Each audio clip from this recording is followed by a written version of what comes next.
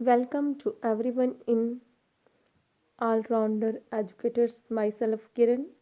जो आज का हमारा टॉपिक है वो है size and growth of India's population. तो इसमें आज हम देखेंगे कि इंडिया की जो पॉपुलेशन का ग्रोथ थी वो क्या रही, उसका ग्रोथ रेट क्या था। जैसे कि आप सभी जानते हैं कि जो इंडिया है ये सेकंड पॉपुलस कंट्री है वर्ल्ड की। चाइना नंबर 1 पे आता है पॉपुलेशन के टर्म में। अगर हम टोटल पॉपुलेशन देखें इंडिया की 2011 की सेंसस के अकॉर्डिंग, तो इंडिया की टोटल पॉपुलेशन थी 121 करोड़। ये 2011 की सेंसस के अकॉर्डिंग है। तो अभी हम जैसे कि जो टेबल मैं आपको करवा रही हूँ, ध्यान से देखना है, इसमें से क्वेश्चन आते ही आते हैं भाई, ध्यान से करना है, इसको ध्यान से सुनना। तो अगर हम सबसे पहले इस टेबल में देखें, जो ग्रोथ रेट था इंडिया की पॉपुलेशन का वो हमेशा हाई नहीं था।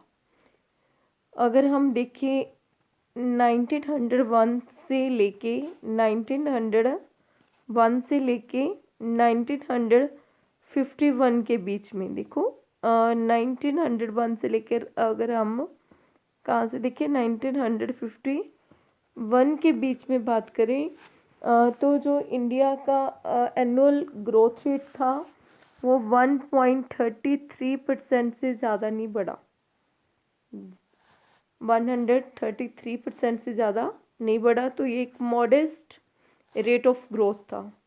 असल में अगर हम बात करें 1911 की बात करें, 1911 और 1921 की, तो यहाँ पे नेगेटिव ग्रोथ रेट भी रहा हुआ है।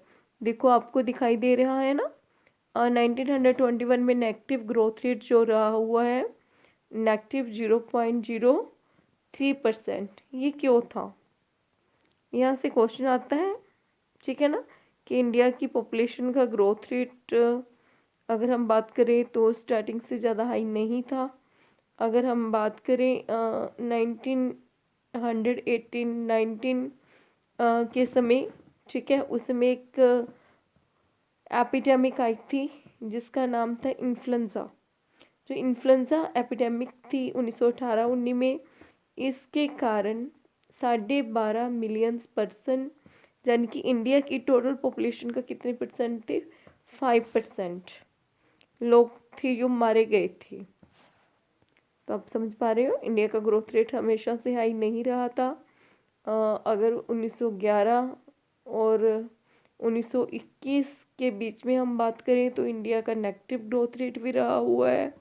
क्यों? क्योंकि एक महामारी आई थी 1918-19 के बीच में, जिसके कारण 12.5 मिलियन पर्सन, यानी कि इंडिया की टोटल पॉपुलेशन का जो 5% थी वो मारे गए थे। तो ग्रोथ रेट इंडिया की पॉपुलेशन का देश की आज़ादी के बाद थोड़ा बढ़ना शुरू हुआ। अगर हम बात करें 1961, ध्यान से देखो, अगर हम बात करें 1961 से लेकर 1981 तक, तो 1961 से 1981 के दौरान कितना हुआ, 2.2%। तो कितना इंक्रीज हुआ था, हाँ जी 2.2%, 1961 से 1981 के बीच। तो जो इम्पैक्ट था डेमोग्राफिक ट्रांजिशन फेज का क्लियरली दिखाई दे रहा है इस ग्राफ में। तो अब मैं नेक्स्ट चल रही हूँ। नेक्स्ट जो हम देखेंगे, हाँ जी, अगर हम नेक्स्ट 1931 से पहले बात करें, इससे पहले 1931 से पहले हम बात करें, तो डेथ रेट भी हाई था और जो बर्थ रेट था वो भी हाई था। दोनों हाई थे, डेथ रेट भी हाई चल रहा था और बर्थ रेट था वो भी क्या था, हाई था। तो ट्रांजिशनल मूवमेंट जो हुई थी उसमें जो डेथ रेट था वो तो एकदम फॉल हो गया। जो डेथ रेट था वो तो एकदम फॉल हो गया। बट जो बर्थ रेट था वो थोड़ा कम फॉल हुआ। तो प्रिंसिपल रीज़न जो थे डेथ रेट के डिक्लाइन होने के 1921 के बाद में, तो इसके प्रिंसिपल रीज़न थे कि कंट्रोल कर लिया गया था एपिडेमिक डिसीज पे। तो जो महामारी थी उनके ऊपर क्या कर लिया गया था, कंट्रोल कर लिया गया। तो मेजर एपिडेमिक क्या होते थे पास्ट में, जो मेजर एपिडेमिक पास्ट में होते थे, कई टाइप्स के फीवर्स होते थे, बट एक सिंगल बिगेस्ट एपिडेमिक आई थी, जो कितने में आई थी, 1918 में, जिसमें 1 मिलियन, यानी कि पूरे वर्ल्ड की बात कर 1 मिलियन, ठीक है, लोग मारे गए थे। 25 लाख पीपल, या फिर इंडिया की टोटल पॉपुलेशन का कितने परसेंट थे भाई, 5%। नेक्स्ट हम बात कर रहे हैं फैमन्स की।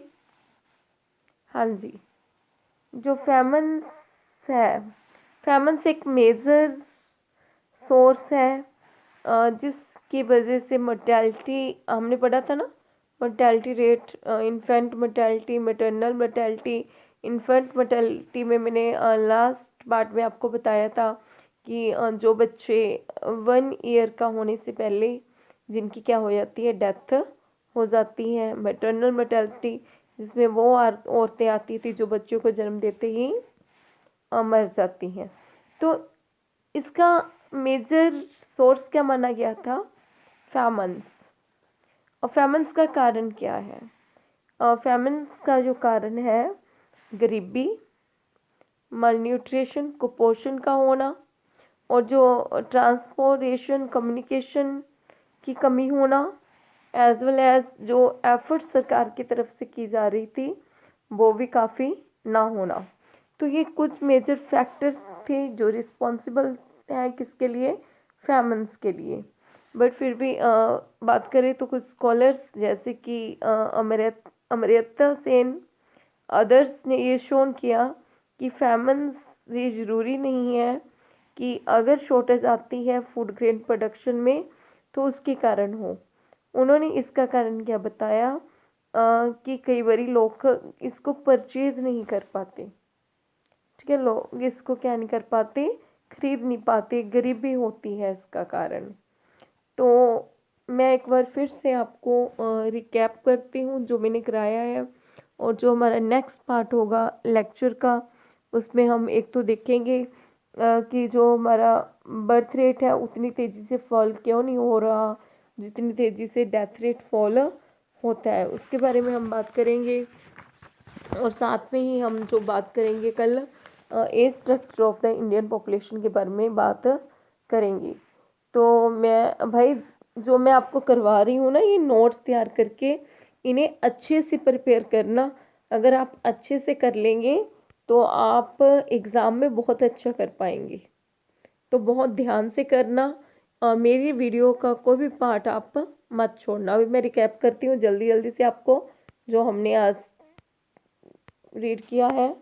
जल्दी से सबसे पहले मैंने आपको दिखाया था एक चार्ट, जिस चार्ट में आपको शो किया था हमने, ठीक है, कि अगर हम बात करें 1901 से 1951 के बीच में, तो जो इंडिया की पॉपुलेशन की ग्रोथ की बात करें, एनुअल ग्रोथ की, तो वो 1.33% से ज़्यादा नहीं बढ़ा है। और इंडिया में नेगेटिव ग्रोथ रेट का भी एक्सपीरियंस रहा हुआ है, जैसे कि मैंने आपको बताया कि नेगेटिव ग्रोथ रेट भी रहा हुआ है, -0.03%।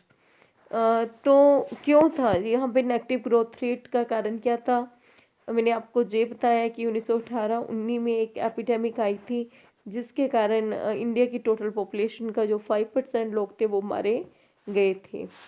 तो थोड़ा जो ग्रोथ रेट इंक्रीज हुआ था वो हमारा देश की आज़ादी के बाद 2.2% बढ़ा 1961 से 1981 के बीच में, ठीक है। बेशक थोड़ा सा एनुअल ग्रोथ रेट था वो डिक्रीज हुआ था, बट फिर भी अगर हम फिर भी बात करें तो डेवलपिंग कंट्री में ये हाईएस्ट था। तो इस चार्ट में मैंने आपको पढ़ाया, और उसके बाद मैंने आपको बताया कि 1931 से पहले इंडिया में बर्थ रेट भी हाई चल रहा था, डेथ रेट भी हाई चल रहा था। ठीक है। जैसे ही ट्रांजिशनल मूवमेंट हुई तो जो डेथ रेट था वो फॉल हो गया। डेथ रेट के फॉल होने के कारण क्या थे कि जो महामारियां थी उन पे कंट्रोल कर लिया गया था, बट बर्थ रेट उतनी तेजी से फॉल नहीं हुआ। थोड़ा मतलब फॉल तो हुआ बट थोड़ा कम हुआ। ठीक है। और प्रिंसिपल रीजंस थे जो डेथ रेट के डिक्लाइन होने के, मैंने आपको बताया कि फैमन्स पर, एपिडेमिक डायसिस पर कंट्रोल कर लिया गया था। जो मेजर एपिडेमिक पास्ट में क्या होती थी, कई तरह के फीवर्स होते थे, पर एक सिंगल बिगेस्ट एपिडेमिक आई थी इन्फ्लुएंजा एपिडेमिक 1918 में, जिसमें 1 मिलियन यानी कि टोटल वर्ल्ड की 1 मिलियन थी। लेकिन अगर आप इंडिया की देखें तो कितने थे, 25 लाख लोग, यानी कि इंडिया की टोटल पॉपुलेशन के कितने परसेंट थे, 5% लोग थे जो मारे गए थे। उसके बाद फेमन्स को एक मेजर सोर्स माना गया है जो मोर्टेलिटी रेट बढ़ रहा था। फेमन्स का कारण क्या था, मतलब फेमन्स के कारण क्या था, कंटिन्यू पॉवर्टी, कुपोषण का होना और कमी होना, ट्रांसपोर्टेशन कम्युनिकेशन की जो एफर्ट स्टेट की तरफ से की जा रही थी वो भी काफ़ी नहीं थी। तो ये कुछ फैक्टर थे जो रिस्पॉन्सिबल थे फेमन्स के लिए। फिर भी कुछ स्कॉलर्स जैसे कि अमर्त्य सेन ने बोला था कि फेमन्स का कारण जरूरी नहीं है कि फूड ग्रेन प्रोडक्शन की शॉर्टेज हो। इसका कारण ये बताया उन्होंने, कई बार लोग गरीबी के कारण इसको परचेज नहीं कर पाते। तो बने रहिए मेरे साथ और मेरे चैनल को सब्सक्राइब जरूर कर दीजिए, लाइक कीजिए, ताकि मैं आपके मतलब आगे जो पार्ट बनाती रहूँगी, हर एक चैप्टर के नोट्स बना बना के आपके लिए बहुत ही इजी हो जाएगा करना। ओके, थैंक यू, बने रहिए मेरे साथ।